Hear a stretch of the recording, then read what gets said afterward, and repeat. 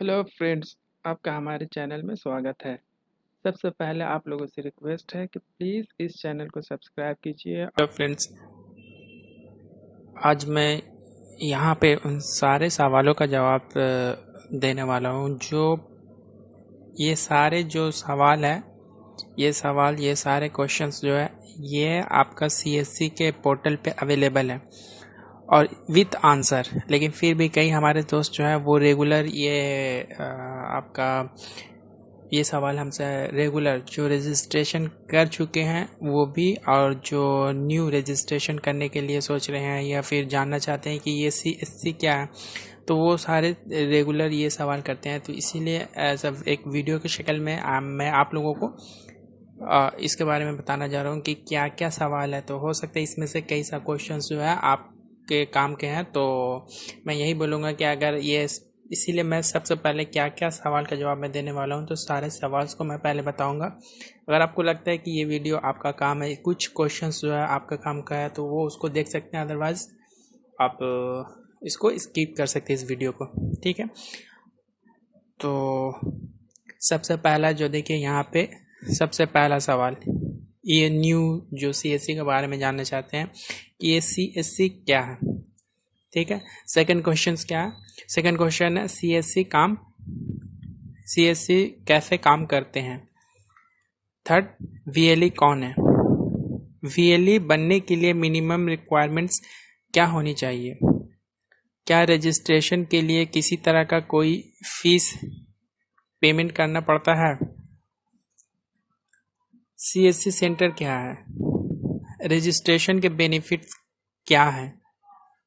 जब हम वीएलई के लिए रजिस्ट्रेशन करते हैं तो क्या हमें कौन सा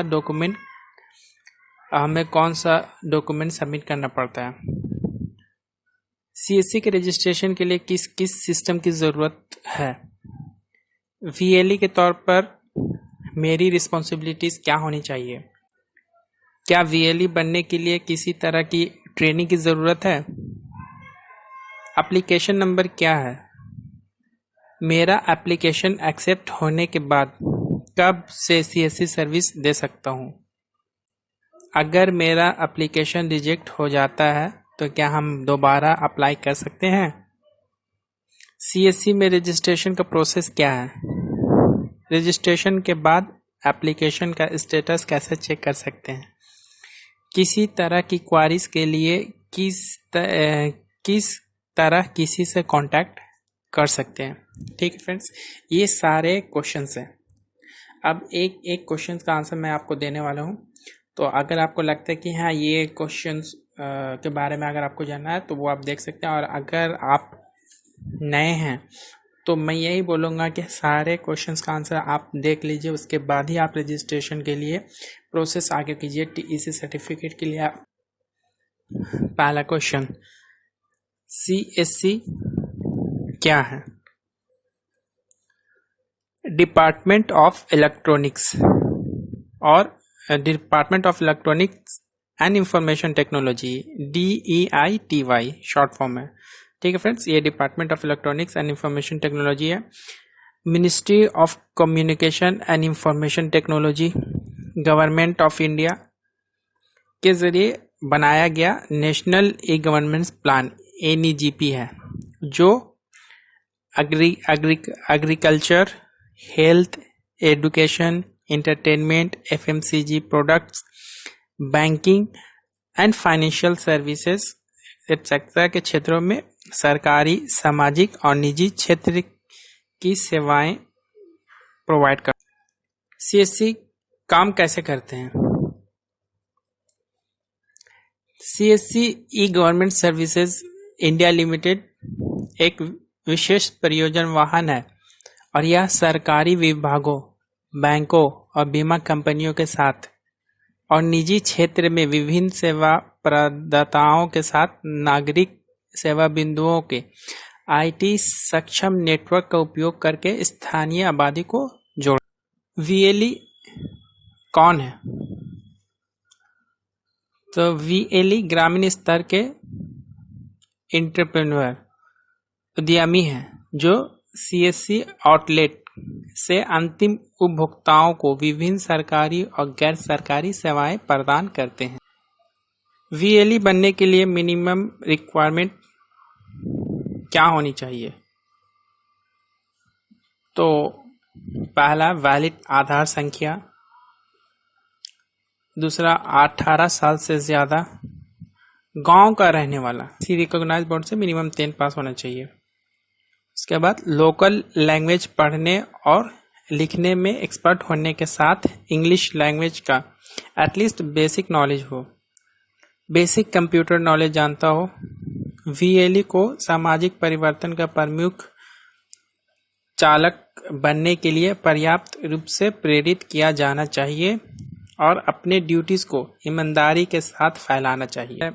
क्या रजिस्ट्रेशन के लिए किसी तरह का कोई फीस पेमेंट करना पड़ता है? VLE के रूप में पंजीकरण के लिए कोई शुल्क नहीं है, यह बिल्कुल मुफ्त है।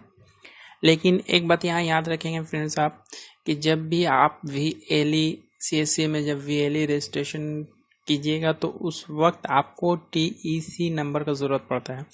और ये TEC नंबर आपको कहाँ से मिलेगा? तो वो आपको सर्टिफिकेट लेना पड़ेगा TEC से। ठीक है फ्रेंड्स। अच्छा, वो TEC सर्टिफिकेट आपको कहाँ से मिलेगा, किस तरीके से मिलेगा? तो उसके लिए इस डिस्क्रिप्शन में जो है वो पहले से मेरा वीडियो बना हुआ है कि TEC सर्टिफिकेट के लिए हम कैसे अप्लाई कर सकते हैं। तो उस लिंक पे आप क्लिक करके देख सकते हैं और उसके लिए अप्रॉक्स आपको 1500 रुपये का पेमेंट करना पड़ सकता है। उसके बाद वो उसका आपको एग्ज़ाम देना होगा, एग्ज़ाम पास करना होगा। और वो एग्ज़ाम कैसे दीजिएगा उसके ऊपर भी TEC का 2 स्टेप में एक मॉड्यूल 10 का एग्ज़ाम होता है, उसके बाद फाइनल एग्ज़ाम होता है। तो वो भी आपका मेरा वीडियो बना हुआ और उसका भी लिंक जो है हम इस डिस्क्रिप्शन में दे दी है। CSC सेंटर क्या है? ये वो जगह होगा जहां से VLE अपने सारे एक्टिविटीज़ को ऑपरेट करता है। रजिस्ट्रेशन के बेनिफिट क्या है? तो रजिस्ट्रेशन उपयोगकर्ताओं को डिजिटल सेवा पोर्टल का गुणवत्ता की जांच के बाद ऑन बोर्ड करने में मदद करता है। सत्यापन पोस्ट करें VLE एक आधारित डिजिटल सेवा ईमेल आईडी के लिए हकदार होगा। जब हम VLE के लिए रजिस्ट्रेशन करते हैं तो हमें कौन सा डॉक्यूमेंट सबमिट करना पड़ता है? तो उसके लिए आपको पैन कार्ड की एक कॉपी होनी चाहिए, CSC सेंटर्स का फ़ोटो इनसाइड एंड आउटसाइड का, और एक कैंसिल्ड चेकबुक। ये 3 डॉक्यूमेंट्स यहाँ पे डिटेल्स आपको देना पड़ेगा। CSC के रजिस्ट्रेशन के लिए किस किस सिस्टम की ज़रूरत है? तो सबसे पहला at least 120 GB 120 GB hard disk drive, at least 512 MB RAM, CD DVD drive, UPS PC with license windows XP SP2 और above operating system with 4 hours battery backup, portable genset, printer, colour printer, webcam, digital camera, scanner, internet connection with at least 128 kbps speed for browsing and data uploading over internet. ये सारे requirements है sir, ये सारे system की requirements है। के तौर पर मेरी रिस्पॉन्सिबिलिटी क्या होनी चाहिए? सुरक्षा और सुविधा के साथ सार्वजनिक स्थान, कियोस्क की उपलब्धता सुबह 8 बजे से रात 8 बजे तक, डिजिटल सेवा पोर्टल पर उपयोगकर्ताओं के लिए सेवाओं को सुचारू रूप से वितरित करने के लिए।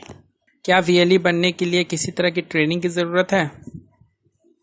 जी नहीं, आपको VLE बनने के लिए किसी तरह की ट्रेनिंग की आवश्यकता नहीं है। एप्लीकेशन नंबर क्या है? एप्लीकेशन नंबर एक यूनिक नंबर है जो सक्सेसफुल रजिस्ट्रेशन होने के बाद मिलता है। आप अपने एप्लीकेशन को इसी यूनिक नंबर से ट्रैक कर सकते हैं। मेरा एप्लीकेशन एक्सेप्ट होने के बाद कब से CSC सर्विस दे सकता हूँ? खाता बन जाने के बाद आपको उपयोग किए गए क्रेडेंशियल के साथ डिजिटल सेवा लिंक के बारे में एक स्वागत योग्य ईमेल प्राप्त होगा। ठीक है फ्रेंड्स, उसके बाद आप जब आपको मेल मिलेगा उसके बाद आप अकाउंट बना करके आप उसका यूज़ कर सकते हैं। अगर मेरा एप्लीकेशन रिजेक्ट हो जाता है तो क्या हम दोबारा अप्लाई कर सकते हैं? हाँ, आप फिर से आवेदन कर सकते हैं। CSC में रजिस्ट्रेशन का प्रोसेस क्या है? तो ये मैं आपको मैनुअली यहाँ पे जो दिया हुआ है CSC के साइट से उसके ज़रिए मैं आंसर दे रहा हूँ, लेकिन इसका अगर लाइव आपको देखना है तो इसमें डिस्क्रिप्शन में इसके ऊपर मेरा वीडियो बन चुका है और उसका लिंक हम आपको इसके डिस्क्रिप्शन में दे रहे हैं। ठीक है फ्रेंड्स, तो आप वहाँ से भी लाइव देख सकते हैं किस तरीके से आपको रजिस्ट्रेशन करना है CSC में। यहाँ फिलहाल आपको प्रोसेस यहाँ मैनुअली भी हम बता देते हैं। सबसे पहले आपको गूगल पे जाके वहाँ पे टाइप करना है csc.government.in। वहाँ जाने के बाद